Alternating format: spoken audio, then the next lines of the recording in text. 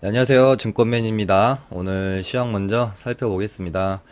일단 코스피는 0.22% 하락 마감을 했고요. 장 중에는 외인과 기관에서 수급이 매수세가 좀 들어오다가 오후장으로 가면서 좀 꺾였죠. 외국인은 매도 세로까지 바뀌어 버렸고 기관은 매수폭을 상당히 줄여내는 그런 모습이었습니다. 그러면서 이게 지수 차트로만 보면 장중에는 이런 식으로 양봉이 형성돼 있으면서 이 전 고점을 뚫어내는 모습이었기 때문에 이런 식으로 한 200일선까지 상승으로 좀 보고 이런 구간에서 또 물리신 분들도 적잖이 있지 않을까 그렇게 좀 보여지네요.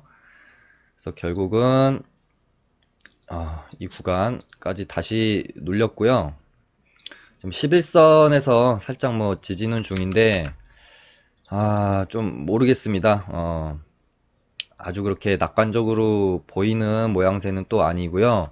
코스닥을 보고 있자니 코스피도 뭐 조금 더 조정이 받을 수 있는 그런 시나리오를 좀 세워놔야 될 것 같습니다. 여기서 뭐 이런 식으로 갑자기 또 돌파하기는 좀 힘들지 않을까 그렇게 좀 보여지고요. 지금 기관이 이 구간에서 며칠 조금 받쳐주긴 했는데 외국인이 전혀 지금 증시에 수급이 좀 들어오는 모양새가 안 보이기 때문에 좀 조금 더 조정받는 모습을 대비를 해야 될 것 같아요.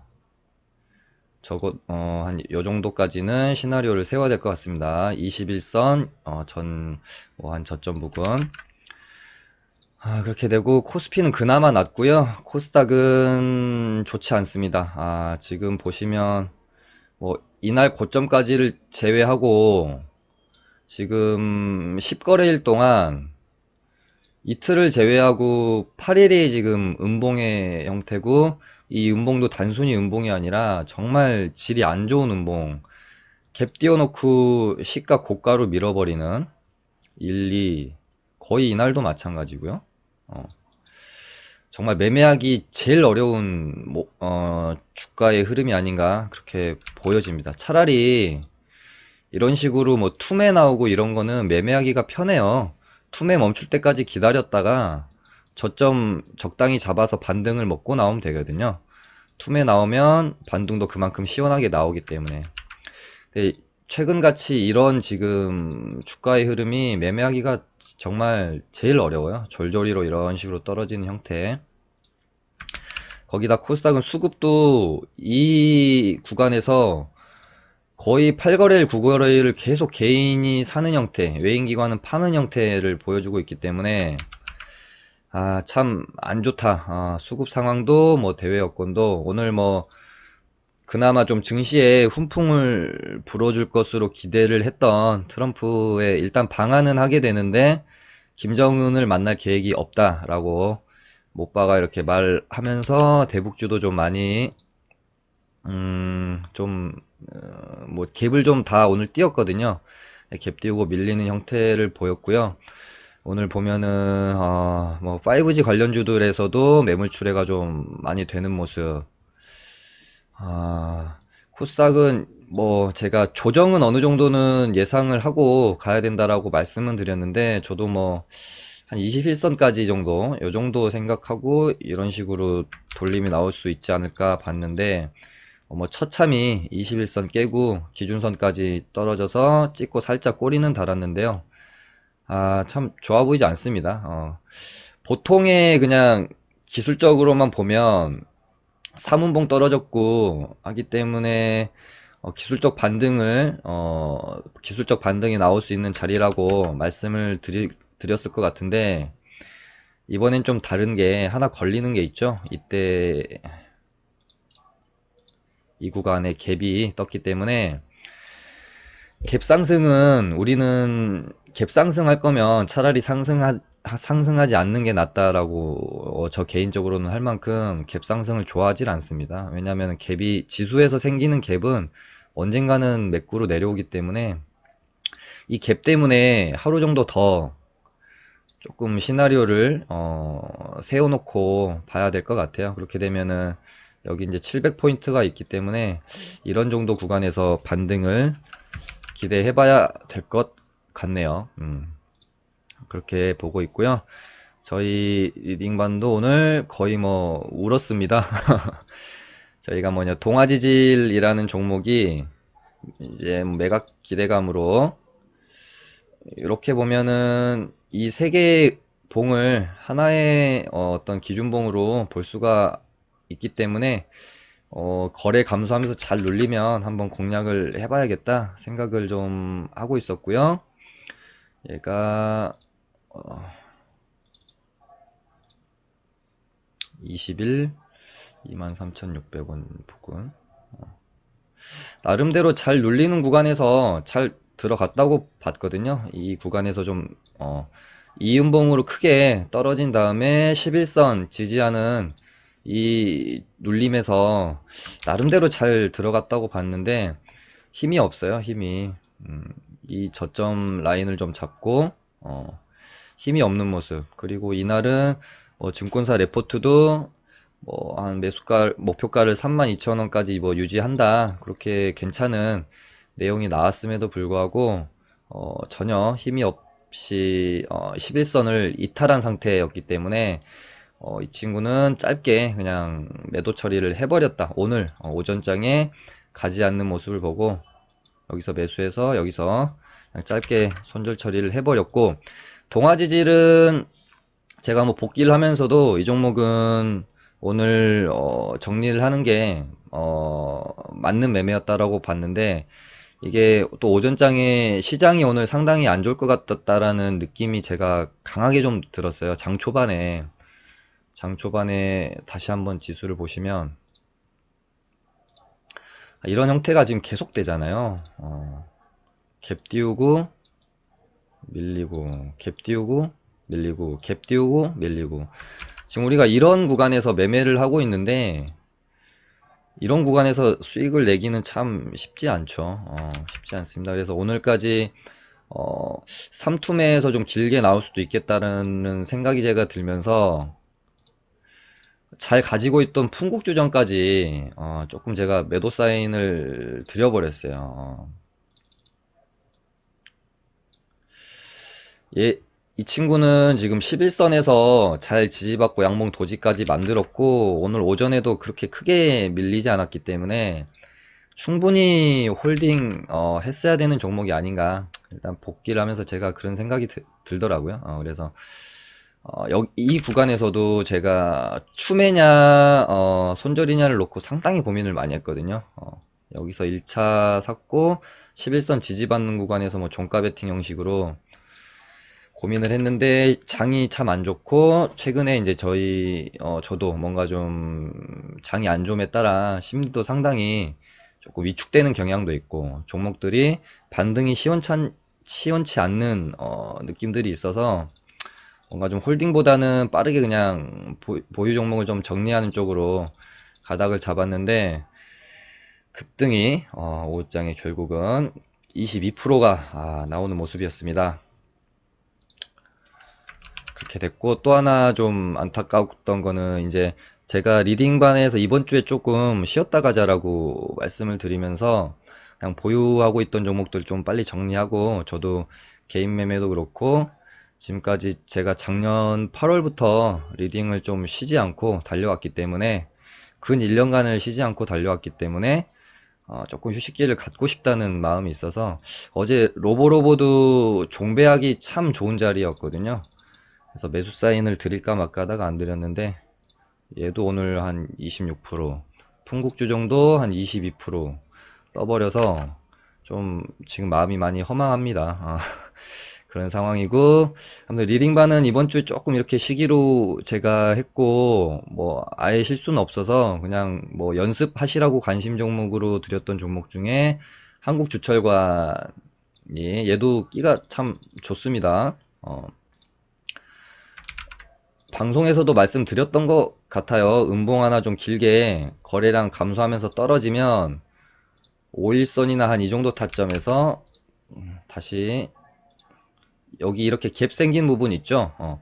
그러니까 이날 거래 터진 이날의 저점 구간부터 여기 갭이 생긴 이 정도 구간 안에서 뭐 이런 식으로 분할 매수하면 충분히 반등이 나올 수 있다라고 말씀드렸고, 연습 삼아서 저희도 13,300원 부근 이 정도 5일선 5일선 닿을 때 좀 진입이 들어갔는데 장중에 좀 밀렸어요. 장이 워낙 좀 안 좋았기 때문에 한 템포 좀 밀렸다가 꼬리를 시원하게 좀 달아준 상태, 그렇게 좀 마무리가 됐고, 얘는 내일 바로 오전장에 빠르게 좀 이런 식으로 가지 못하면 윗꼬리를 다시 채우러 이런 식으로 내려올 가능성이 있기 때문에, 보유 중이신 분들은 내일 오전장에 빠르게 반등이 안 나오면 정리하시는 게 좀 좋을 것 같고요. 그 다음에 에비세미콘도 눌림 주면 11,400원에서 11,600원 라인에서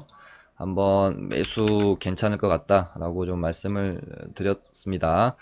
그래서 일단은 찍고 꼬리가 좀 달렸는데, 얘도 오늘의 저가 11,450원을 깨지 않고 이렇게 좀 돌림이 나와줘야 좋은 모습으로 보여지고요. 얘는 외국인이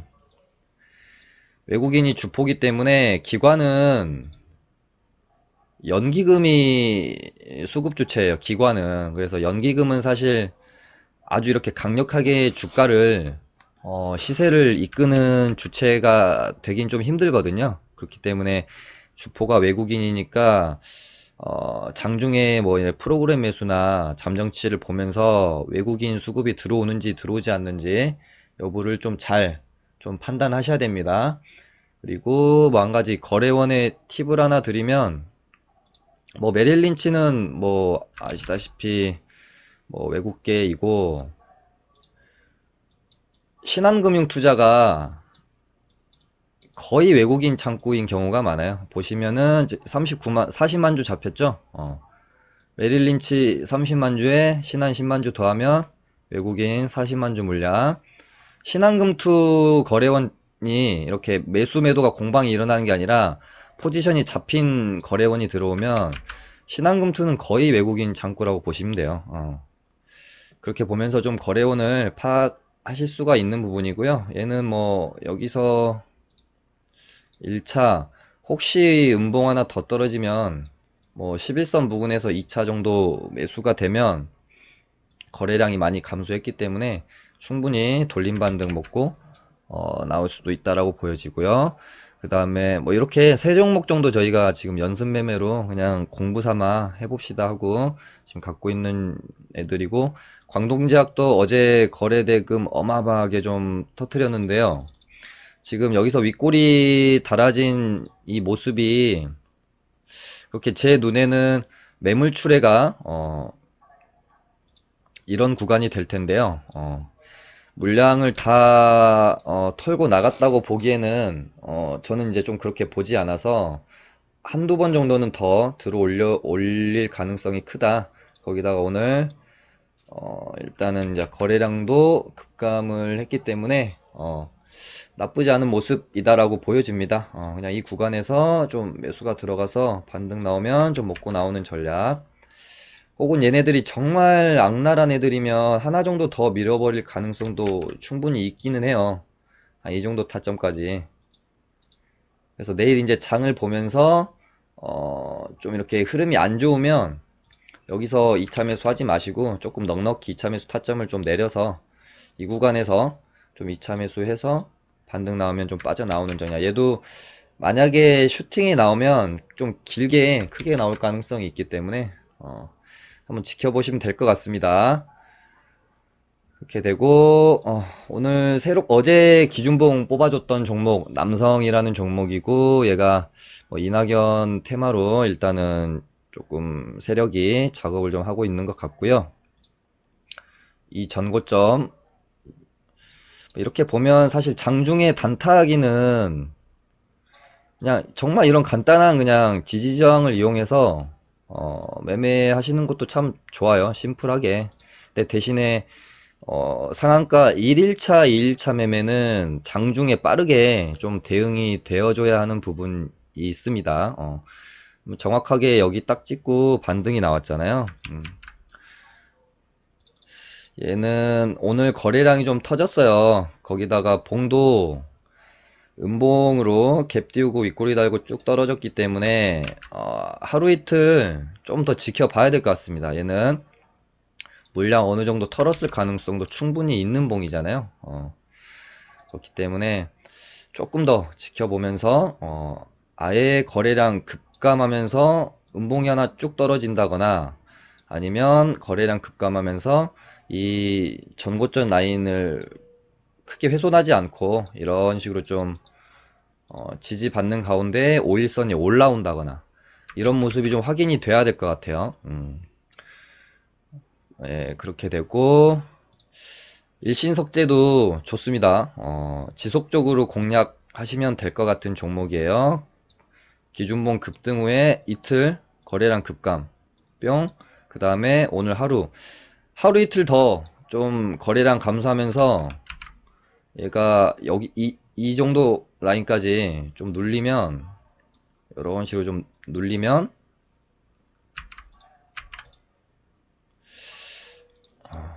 이렇게 하면은 간격이 너무 넓나? 뭐 적당한 것 같습니다. 이런 식으로 좀 보고 들어가도 좀 무리가 없을 종목 같습니다. 조금 더 보수적으로 보실 분들은 뭐 이런 정도 타점 이렇게 해서 좀 분할 매수 들어가시면 충분히 반등을 이용해서 먹을 거를 줄 것 같은 종목이고요. 얘가 보면은 막 장대음봉으로 갑자기 떨구고 약간 좀 이런 식으로 주가를 컨트롤하는 세력은 좀 아닌 것 같아요. 제 느낌에. 그래서 조금 비교적으로 안전적으로 주가가 흘러갈 것 같다는 생각이 좀 드네요. 그다음에 홍구석유도 지금 좀 수상합니다. 수상하게 지금 계속해서 뭔가 또 차트를 만들면서 기회를 또 엿보고 있다라는 그런 느낌이 좀 일단은 드는데 조금 이제는 좀 흥구석유는 종목 자체와 끼는 너무 좋아 보이는데 만들어가는 차트가 어떤 그 패턴이 정말 개인들이 쉽게 접근하기가 힘들게 좀 패턴을 가져가는 느낌이 상당히 큰 종목이에요. 그래서 좋아는 보이는데 잘 매수가 안 나가는 그런 종목이어서 일단은 그냥 저도 관종에 넣어놓고 얘가 만약에 이런 정도로 좀 만약에 떨어져서 어떤 특정 지지 구간에서 이렇게 횡보를 좀 하게 되면 분봉상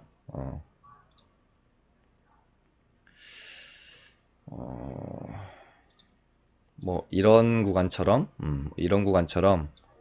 횡보하는 모습 이 보이면 짧게 좀 들어가서 슈팅을 먹고 나오는 장중 단타 전략으로 좀 보고 있는 종목이에요. 슈팅을 상당히 잘 주는 종목이어서 그렇게 보고 있고요. 그 다음에 오늘 올라왔던 종목이 제이시언 시스템이 있는데 윗꼬리를 좀 많이 달았습니다. 좀 많이 달았고 제가 이 로보로보랑 제이시언 시스템 이 두 종목을 가지고 장중에 아주 빠르게 단타 치는 돌파 매매를 하나 좀 팁을 좀 드리려고 해요. 보통 이제 장이 시작이 되면 보통 장이 시작되기 전에 이 예상 등락률을 보면 시가 갭 띄우는 종목들이 보이거든요. 이거를 보면서 이렇게 체킹을 하는 겁니다. 체킹을 하면서 어떤 종목이 오늘 시가 갭을 좀 많이 띄우는지 갭을 띄우고 양봉을 만약에 뽑아준다라고 쳤을 때 어떤 종목이 그러니까 이런 거죠. 오늘 이 상태에서 얘가 갭을 좀 띄우려고 하는 거예요. 그렇게 되면은 일단 좀 관종에 좀 넣어놓고 얘가 이 구간을 돌파를 하게 되면 그때 우리가 한번 돌파 매매 관점을 가져보는 건데 많은 분들이 돌파 매매라고 하면 좀 착각을 많이 하시는 게 예를 들어 여기가 6천원 구간이잖아요. 그러면은 얘가 이렇게 이제 양봉으로 쭉 올라올 때 6,000원에 사시는 줄 아시는 분들이 상당히 많아요. 이렇게 같이 뚫는 거를 돌파 매매로 아시는 분들이 많은데, 물론 그렇게 하시는 분들도 계세요. 뭐가 맞고 뭐가 틀린 건 아닌데, 제가 경험한 바와 제 주위의 수많은 성공한 트레이더 분들 모두 같이 뚫어주는 돌파를 하시는 분들은 많이는 없습니다. 뚫어준 다음에 무조건 눌림을 주게 돼 있어요. 이 6,000원 구간을, 그러니까 물론 힘이 상당히 좋은 종목은 눌림 없이 뚫어져 버리기도 하지만 그런 종목은 우리가 매매를 할 수가 없고요. 뚫은 다음에 분명히 눌려서 지지받는 구간이 생겨요. 분봉으로 보실까요? 이렇게 보면은 아까 전고점이 6,000원 라인이었죠. 자, 봤더니 얘가 뚫어줍니다. 뚫어줄 때는 그냥 보내주세요. 보내주시고 뚫고 나서 눌리죠. 뚫고 나서 눌립니다. 그리고 눌린 다음에 지지받는 게 확인이 돼야 돼요. 이런 식으로 있을 때도 안 되고 요것도 안 됩니다. 그러다가 자, 돌림 나오면서 6,000원 위로 다시 올라서죠. 이런 구간이 사실 매매 포인트가 되는 거예요. 이게 사실은 돌파 매매인데, 돌파 매매도 결국에는 음봉 매매예요. 돌파했다가 눌림에서 잡는 거니까.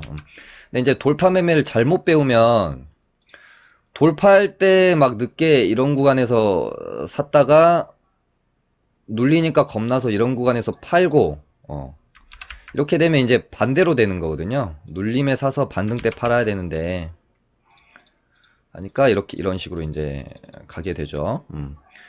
제이시언 시스템도 만약에 장중에 내가 이렇게 빨리 캐치가 되어졌다라고 하면 시간의 등락률로 보고 판단을 하셔도 되고 아니면은 전일 대비 거래량이 뭐 300% 이상 뭐 이런 식의 검색식을 하나 만들어서 사용을 하셔도 되고요. 아니면은 장 초반에 거래대금 상위 이렇게 조회하면 그날 폭등하는 종목들이 찍혀요. 그러면은 얘가 한 10% 정도 상승하고 있는 그런 상황이 아마 올 거예요. 그러면 그때 아까 말씀드린 대로 눌림에 잡아 들어가시면 되고요. 로보로보도 마찬가지죠. 이날 얘가 양봉을 뽑아주면서 전고점을 돌파하려고 하는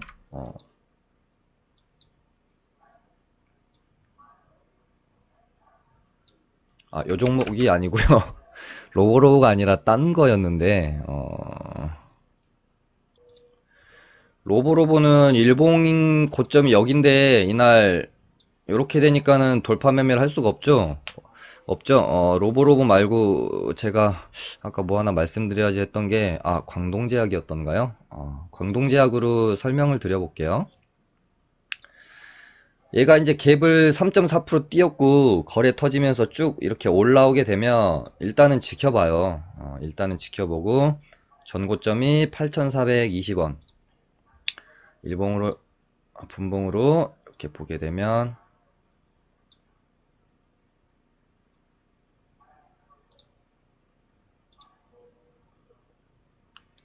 8,420원. 자, 이렇게 되면 뚫어주죠.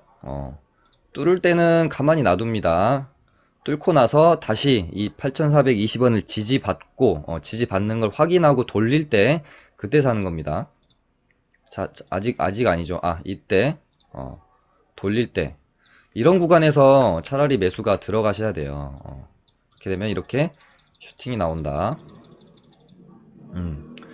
이게 이제 우리가 사실은 장중 빠른 오전에 돌파 매매 하시는 분들이 가장 많이 사용하고 있는 매매가 아닌가 그렇게 생각을 하는데 이 돌파 매매가 사실 또 상당히 어려워요. 왜냐면은 또 이게 지나간 차트를 가지고 제가 설명을 드리니까 쉬워 보이는데 장중에 또 막상 매수가 이루어지게 되면 상당히 쫄리거든요. 조금만 떨어져도 불안하고 그러고 또 맞고 이렇게 돌파하지 못하고 전고점 맞고 살짝 돌파해 놓고 또 떨어지는 경우도 상당히 많기 때문에 단순히 차트만 보고 들이댔다가는 안 되고요. 이 장중 돌파 매매는 당시에 뭐 시장 상황과 어, 종목과 이 종목이 또 어떤 재료로 올라가는지, 그리고 일봉상의 위치들, 이런 것들이 좀 파악이 좀 잘 된 다음에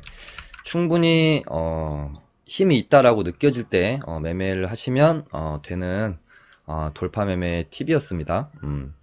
저는 상당히 잘 이용하는 매매예요. 그렇게 되고,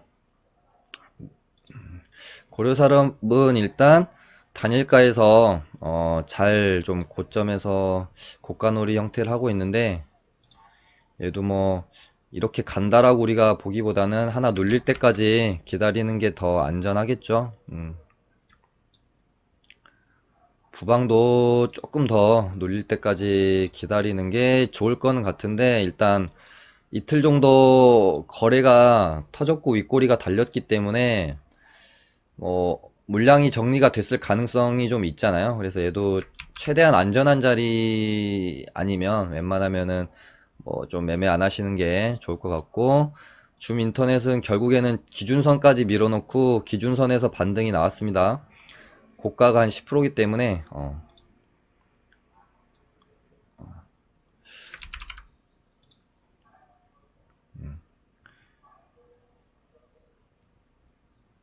7,700원 부근까지 밀리다가 제가 찍어 놓은 거는 한 7,600원 되네요. 근데 7,700원 부근 살짝 위에서 반등이 뭐 한 10% 가까이 나왔다가 죽었고요. 얘는 이제는 조금 매매하기가 좀 꺼려지죠. 마지막 기술적 반등이라고 봐도 좀 무방할 것 같고요. 얘는 이제 21선까지 아마 충분히 밀린 다음에 21선에서 지지받고 뭐 양봉 하나 정도 세워줄런지 그런 모습을 좀 기대해야 될 것 같습니다. 그 다음에 오늘 5G 관련주들이 매물이 상당히 출회가 많이 됐습니다. 나무기술도 그렇고, 그 다음에 S넷도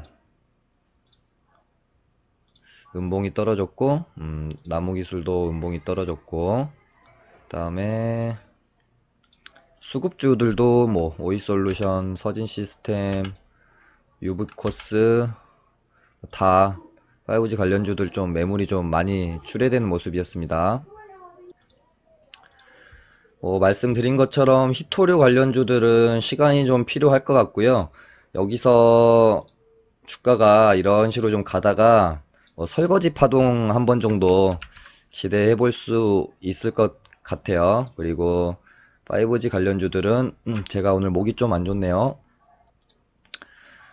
그다음에 뭐 동양철관도 밑에서 지금 기준봉 하나 뽑아 놓고 일단 하루 조정구가 있고요. 얘도 캔들 하루 이틀 정도는 더 봐야 될 것 같습니다. 일단 전 고점은 뚫어줬는데 여기 이렇게 매물벽이 막혀 있기 때문에 이런 걸로는 우리가 장중 아까 말씀드린 돌파 매매를 하기는 조금 부적절한 일봉상의 위치죠. 이 동양철관은 여기가 앞산이 좀 막혀 있잖아요. 그렇기 때문에 시원하게 상승해 줄 수 있는 힘이 좀 부족할 수 있어요. 근데 아까 제이시언 시스템이나 얘는 앞산이 없잖아요. 뚫려 있기 때문에 이런 제이시언 시스템이나 뭐 강동제약 같이 앞산이 좀 많이 뚫려 있는 이런 종목들을 가지고 전고 돌파 후에 눌림 매매를 하셔야 됩니다. 동양철과는 일단 조금 더 이런 식으로 좀 이쁘게 조정받는 모습을 좀 기다려야 될 것 같고요. 야, 문제의 한진칼은 만만치 않네요. 정말 만만치 않아요.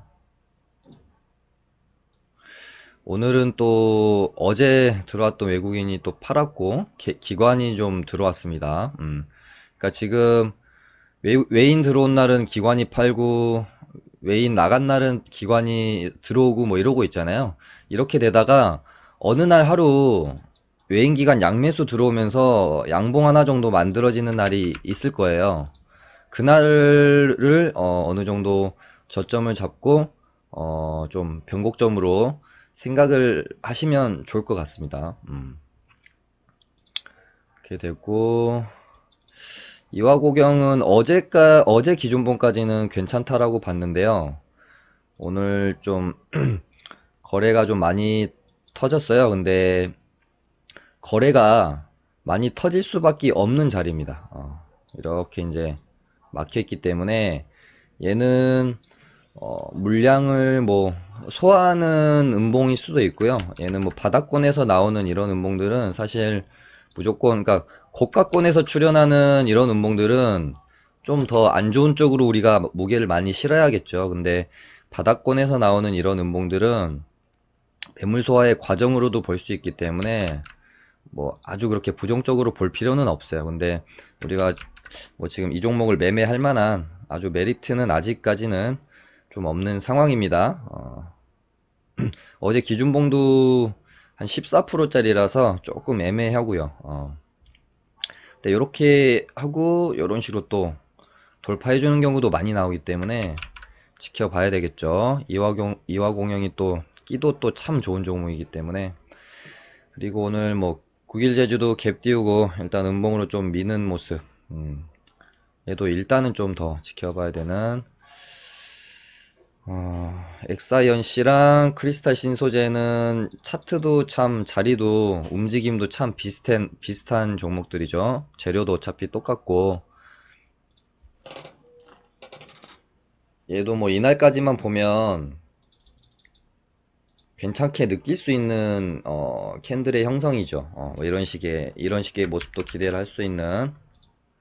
네, 일단 오늘 갭 띄우고 음봉, 그러니까 우리가 뭐 종목이든 갭이든 사실 갭을 띄웠는데, 갭을 띄우게 되면 빠르게 이제 밑꼬리가 살짝 달리는 건 어쩔 수 없어요. 갭 띄우고 밑꼬리 하나도 안 달고 바로 가는 경우는 그렇게 흔치 않기 때문에 종목이든 지수든 갭을 띄우면 살짝 밑꼬리는 달 수밖에 없는데, 이렇게 조금 하락하다가 이 밑꼬리를 장 초반에 빠르게 감아주면서 상승을 하지 못하면 갭 띄우고 밀리면 바로 좀 정리를 해주시는 게 좋습니다. 갭은 그렇게 항상 대응을 하셔야 돼요. 물론 갭 띄우고 밀어놓고 다시 이렇게 쳐 올리는 경우도 상당히 많은 패턴이에요. 개미들 페이크 주는 패턴인데, 우리가 자꾸 이런 어떤 눈에 보이는 대로 대응을 하지 않고 세력이 뭐 페이크 주는 거라는 쪽으로 자꾸 머리를 너무 쓰시게 되면 모든 게 다 그렇게 보여요.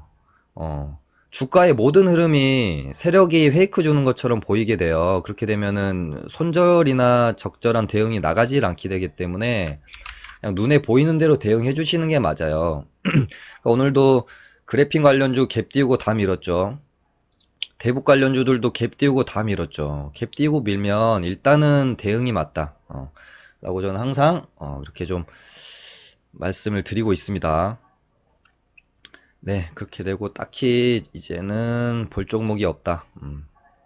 그다음에 뭐 수급 관심주 중에서도 LMS가 일단은 반등 후에 음봉이 떨어지는 구간이라서 얘도 어저께 뭐 장만 받쳐주면 어제 종배했으면 아마 오늘 양봉 나왔을 겁니다.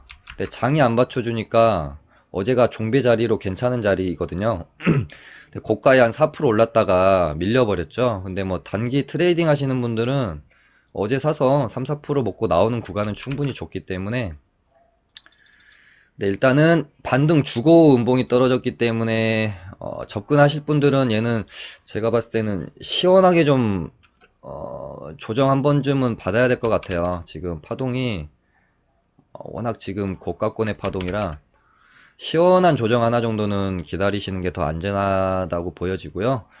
일진이도 일단은 3분봉인데 중간중간에 반등을 주면서 떨어지는 3분봉이라서 어찌됐건 지금 수급주들은 뭐 아시다시피 장 영향을 많이 받기 때문에 뭐 이제 시장 상황에 따라 달라지는데, 일단은 뭐 강력한 지지 포인트 정도는 5,000원 라인, 일진 디스플레이는 이 정도 라인 보면서 뭐 조금 눌림 잡아보시면 되지 않을까 싶고요.